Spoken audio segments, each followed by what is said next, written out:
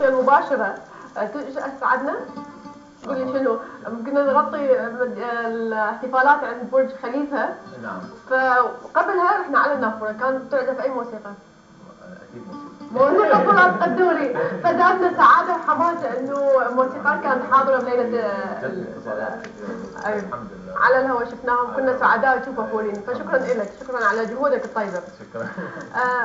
محبيك هواي اليوم، محبيك من الصغار والكبار، لان تجينا هواي ايميلات ثناء على عزفك وعلى كل ما تقدم، وراح نشوف هسه فد شيء وصلنا. شوفه نافرة.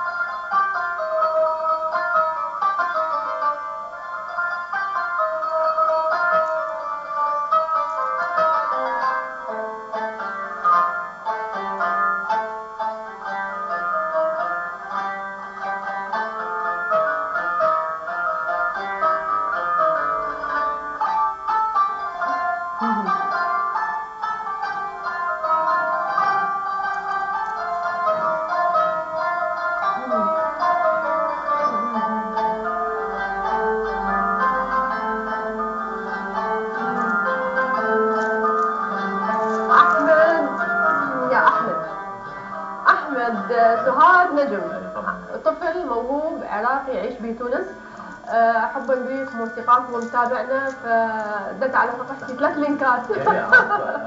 تعرفه؟ والده بالمناسبه، والد احمد من العازفين القانونيين بالعراق، وعاصرنا بنفس المعهد، وهو ابن الاستاذ سهاد نجم، ابن نجم عبد الله، ايضا الاستاذ كان متخصص ايضا بالاطفال، في غناء الاطفال.